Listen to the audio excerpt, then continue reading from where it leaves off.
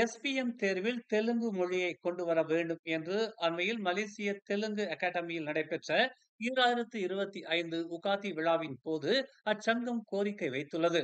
அதோடு மேலும் சில கோரிக்கைகளையும் அரசாங்கத்திற்கு அச்சங்கம் முன்வைத்துள்ளது. ஏப்ரல் மாதத்தில் வழக்கமாக கொண்டாடப்படும் தெலுங்கு புத்தாண்டான உகாதியை அரசாங்கம் பதிவு செய்யப்படாத விடுமுறை நாளாக அறிவிக்க வேண்டும் என்றும் அவர்கள் கோரிக்கை வைத்துள்ளனர்.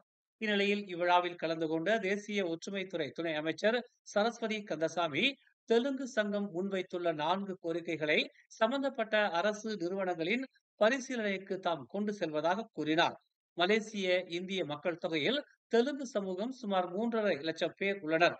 அவர்கள் நாட்டின் வளர்ச்சியில் குறிப்பிடத்தக்க பங்கை கொண்டுள்ளனர். எனவே அவர்களின் இந்த கோரிக்கைகள் உரிய அதிகாரிகளுக்கு அனுப்பப்பட்டு பரிசீலனை செய்யப்படும் என்று அவர் உத்தரவாதம் அளித்தார். தெலுங்கு சங்கத்தின் சார்பாக இன்று ஒரு கோரிக்கை வைக்கப்பட்டிருக்கிறது.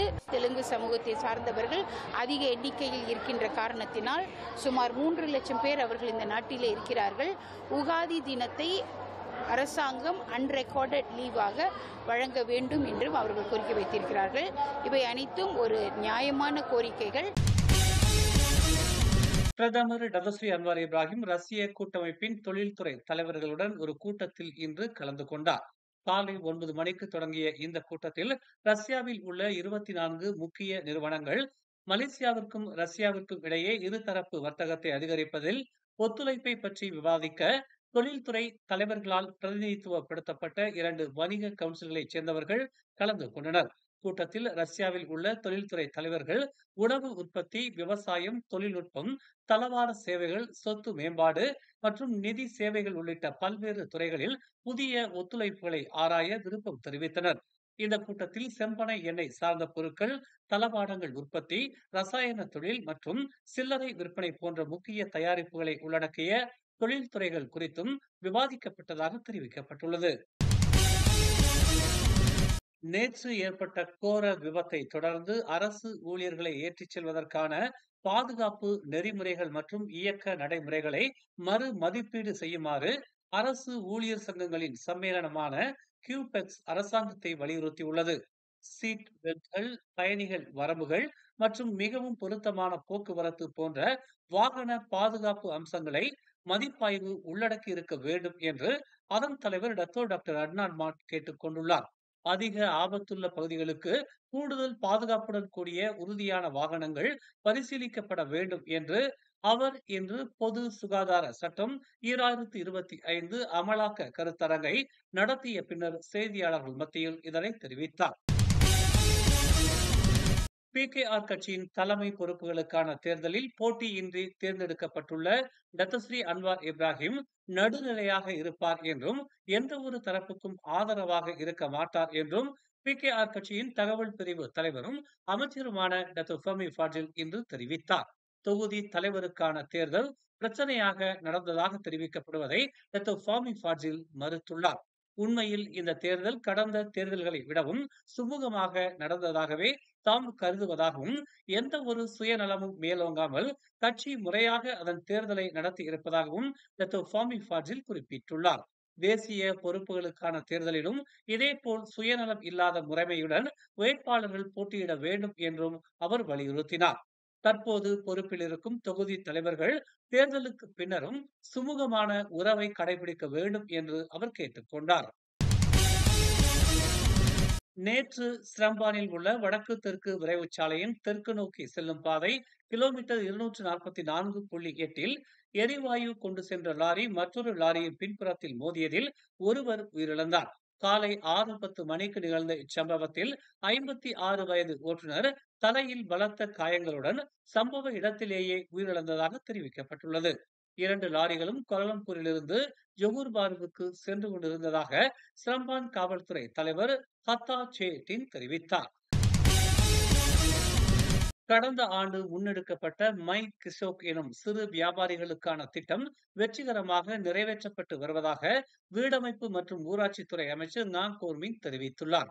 அந்த வகையில் சித்தியாவான் நகர பகுதியில் வழங்கப்பட்ட மை கிசோக் திட்டத்தில் 3 இந்திய பெண்களும் தங்கள் மாத வருமானத்தை பெருக்கிக் கொள்ளும் வாய்ப்பு கிடைக்கப் பெற்றுள்ளனர்.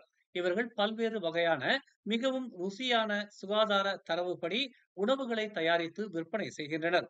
மடானி அரசாங்கம் கொண்டு வந்துள்ள இந்த திட்டத்தில் எந்த சமூகமும் ஓரங்கட்டப்பட மாட்டார்கள் என்றும், அந்நிலையில் சராசரி ஒரு குடும்பத்திற்கு மாத வருமானம் குறைந்தபட்சம் 5000 வெள்ளி கிடைக்கும் வாய்ப்பு சிறப்பாக உள்ளதாகவும் அவர் கூறினார். மடானி அரசாங்க கொள்கையின்படி இந்த மை கிசோக் திட்டத்தின் கீழ் வழங்கப்படும் வணிக இடம் அரசாங்கத்தினால் உறுதி செய்யப்பட்ட இடம் என்று அவர் குறிப்பிட்டார். நேற்று நிகழ்ந்த கோர விபத்தில் 9 போலீசாரின் உயிரை பறித்த சம்பவம் குறித்து விசாரிப்பதற்காக போக்குவரத்து அமைச்சின் கீழ் ஒரு சிறப்பு குழு அமைக்கப்படும் என்று தெரிவிக்கப்பட்டுள்ளது. இந்த அறிக்கை 1 மாதத்திற்குள் முடிக்கப்படும் என்றும், அது முடிந்ததும் அமைச்சரவையில் சமர்ப்பிக்கப்படும் என்றும் ஒற்றுமை அரசாங்க செய்தி தொடர்பாளர் டத்தோ ஃபாமி ஃபாஜில் தெரிவித்துள்ளார். உடல் நலம் மற்றும் மத விஷயங்கள் குறித்த கவலைகளை காரணம் காட்டி வரும் ஆகஸ்ட் 1ஆம் தேதி முதல் பெர்லிஸ் அரசு வேப் மற்றும் மின்னணு சிகரெட்டுகளின் விற்பனையை தடை செய்யும் என்று தெரிவிக்கப்பட்டுள்ளது. இதனால் 50க்கும் குறைவான வணிகங்கள் பாதிக்கப்படும் என்று எதிர்பார்க்கப்படுவதாகவும், இதனால் அவர்கள் மாற்றத்திற்கு தயாராக இருப்பார்கள் என்று தாம் நம்புவதாகவும் பெர்லிஸ் மந்திரி பசார் சூக்ரி ரம்லி தெரிவித்துள்ளார். புதிய பொருத்தமான வணிகங்களை தொடங்க வேப் வர்த்தகர்களுக்கு உதவ மாநில அரசு ஆதரவை வழங்கும் என்றும், இன்று கங்காரில் நடந்த மாநில நிர்வாக குழு கூட்டத்திற்கு தலைமை தாங்கிய பின்னர் அவர் இதனை தெரிவித்தார். வேப் பயன்பாட்டை ஹராம் என்று அறிவிக்கும் தேசிய ஃபத்வா கவுன்சில் ஏற்கனவே ஒரு தீர்ப்பை வெளியிட்டுள்ளது. இந்த முடிவை முழுமையாக செயல்படுத்த மாநில அரசு உறுதி பூண்டுள்ளது என்று அவர் கூறினார். தீபகற்ப மலேசியாவில் ரோன் 97 ரக பெட்ரோல் மற்றும் டீசல் விலைகள் வரும் வாரத்தில் லிட்டருக்கு மேலும் 3 காசுகள் குறைக்கப்படும் என்று நிதி அமைச்சு இன்று அறிவித்துள்ளது. ரோன் 97 ரக பெட்ரோல் நாடு முழுவதும் லிட்டருக்கு 3 வெள்ளி 7 காசாகவும், தீபகற்ப மலேசியாவில் டீசல் லிட்டருக்கு 2 வெள்ளி 77 காசாகவும் சில்லறை விற்பனை செய்யப்படும் என்று அமைச்சு தெரிவித்துள்ளது. சபா, சராவா மற்றும் லாபுவானில் ரோன் 95 ரக பெட்ரோல் லிட்டருக்கு 2 வெள்ளி 5 காசாகவும், டீசல் லிட்டருக்கு 2 வெள்ளி 15 காசாகவும் மானிய விலையில் சில்லறை விற்பனை செய்யப்படும் என்று அமைச்சு தெரிவித்துள்ளது. இந்த விலைகள் மே 21ஆம் தேதி வரை அமலில் இருக்கும் என்று தெரிவிக்கப்பட்டுள்ளது. மேலும் செய்திகளை தெரிந்து கொள்ள தமிழ் மலர் நாளிதழை பாருங்கள்.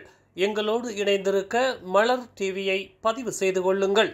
உறவுகள் மகிழ்ந்திட விருப்பம் மற்றும் பகிர்வு சேவையை சொடுக்கிடுங்கள்.